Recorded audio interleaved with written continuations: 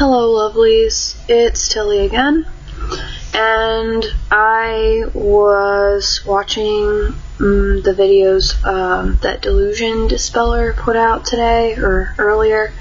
I just made a shout out video to her, and I did say that she had given me some ideas about things that I wanted to say in a video. I want to kind of make this a little bit shorter and make it more of a topic video than a vlog. So this is what it's about. Therapy. What works, what doesn't work for me. Everybody is different. We're all dealing with different issues. A person who is dealing with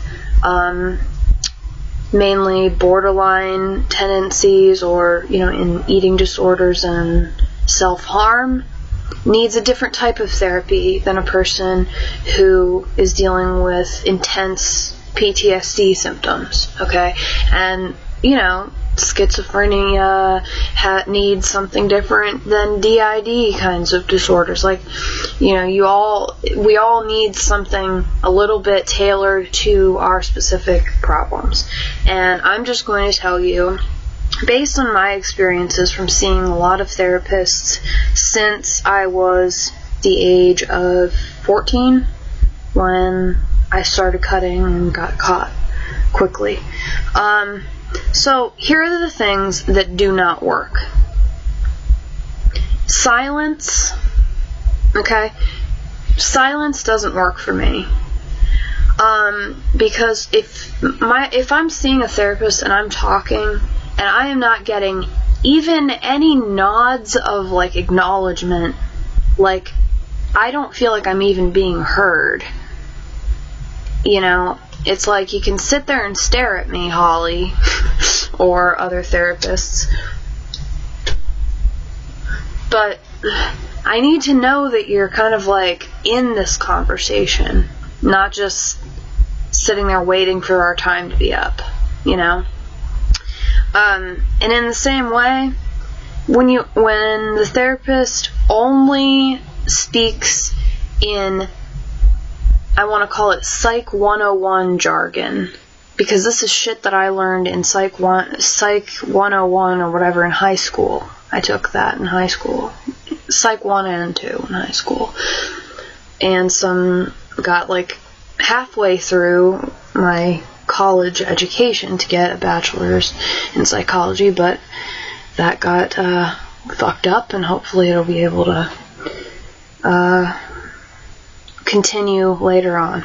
Anyway, rephrasing, the careful rephrasing, the I statements, the mirroring. I hear you say blah blah blah, and am I correct on that assumption or whatever? And then this, you're saying da da da, and that this makes you feel this way, blah blah blah. Yeah, that's what I said, okay? Can we just go, move on? That is what I said. Yep, you understand. Congratulations, hooray for you. Just stay with me in the conversation, and you don't really need to make those statements.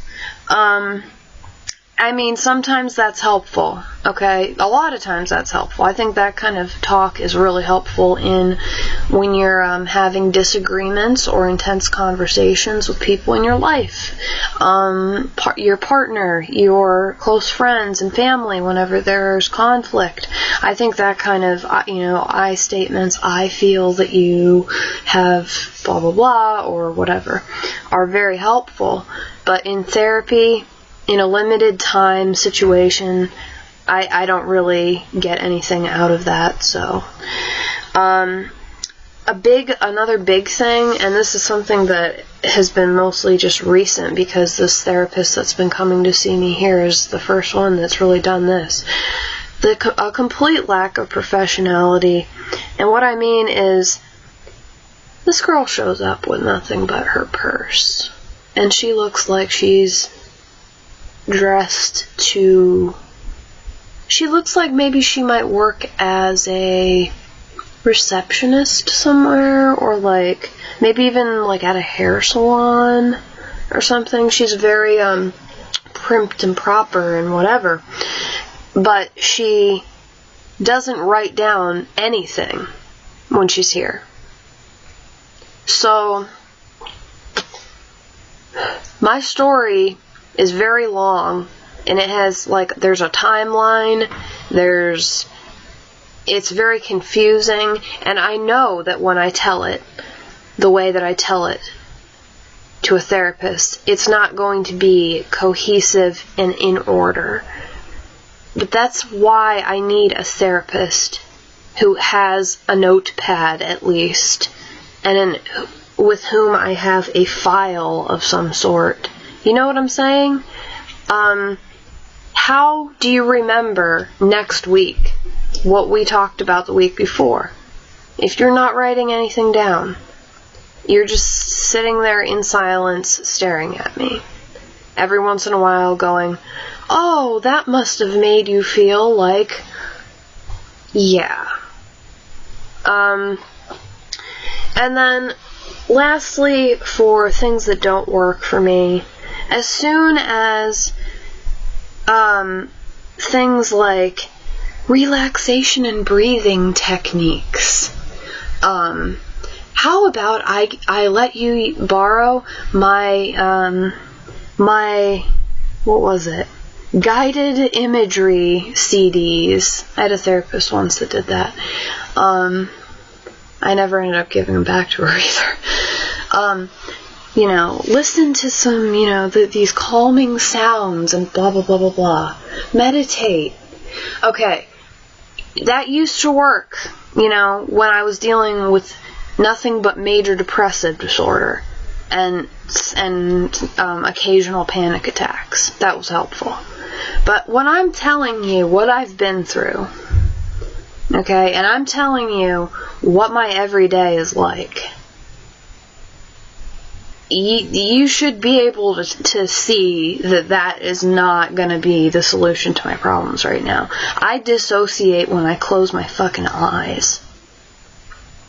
When I space out even, I get flooded with images, strong visual images that I can feel. They're not just visual, they're my body doing this too. And, so I can't, you know what I'm saying? I can't, I'm at a point in my life right now where just doing the whole clearing your mind and meditating thing is I can't really do that right now. I'm not there yet. I used to be able to, but now my mind is a minefield, okay? There is no clearing my mind. My mind needs to get those mines out of it so that it's not dangerous territory, so that I can meditate, so that I can be safe and be alone with my own mind. But right now, it is not that way. And so, I feel like, as a therapist, if you cannot discern that this is what your client needs, and this is what is not going to be helpful and not going to be appropriate, that's what makes a good therapist in my mind. Rapport, establishing a relationship, being able to laugh with your client, getting to know them on more than just what they're dealing with right at that moment. I don't like, hi, how's your week been therapy. If something in my week happened that I want to talk about, I'll say it. I'll tell you. But I don't want my therapy to be just, so tell me day by day everything that happened this week. That's not what I need right now. Me. So, anyway, those are just some thoughts. Oh, and then some things that I have experienced that have been helpful are when I have a therapist who, provides me with interesting other ways of looking at things. Not in a way where they're trying to convince me that I'm wrong. I've never really had a therapist per se do that. But offering me other perspectives is very helpful.